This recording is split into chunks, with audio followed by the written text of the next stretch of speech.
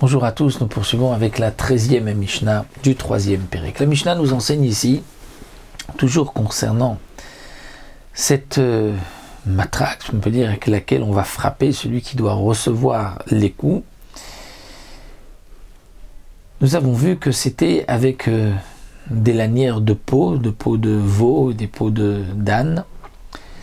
Et là la Mishnah vient nous dire que Yada, le manche, doit être d'un téphar.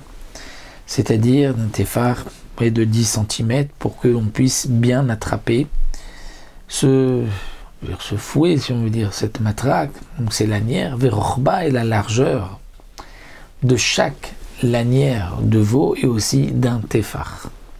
Donc 10 cm.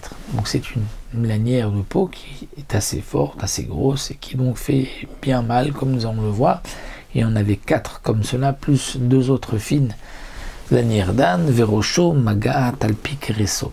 Et la longueur de la lanière devait arriver jusqu'à son ventre. C'est-à-dire on va mesurer, et donc c'est pour cela qu'il fallait qu'il y ait ce bétiade, et il y avait donc un trou dans le manche pour que le mourau, le responsable, puisse rallonger ou raccourcir la lanière pour qu'elle puisse arriver jusqu'au nombril.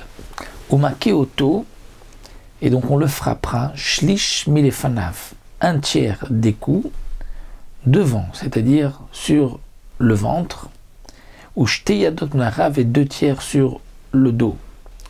Donc milefanav sur le ventre, c'est au niveau du cœur, et donc par derrière, puisque on était derrière lui, donc il fallait que la lanière puisse arriver jusque devant lui, donc de derrière lui jusque devant lui, qu'elle soit suffisamment longue, puisque c'est marqué Vikaou lefanav, devant lui. Donc devant lui, au moins un coup sur le cœur, et ensuite 2 coups sur les épaules. C'est pour cela que, comme nous l'avons vu, il fallait à chaque fois lui donner des coups, que ce soit des multiples de 3, le nombre de coups multiple de 3. Ve'eno make oto lo omed velo yoshev ela mouté. On ne le frappait pas lorsqu'il était debout, ou lorsque il était assis, mais penché sur, comme nous l'avons vu, sur ce poteau.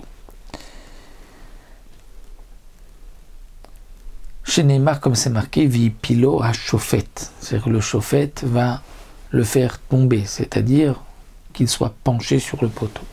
Va make beado achad bekol kocho, et celui qui frappe va frapper avec une seule main de toutes ses forces.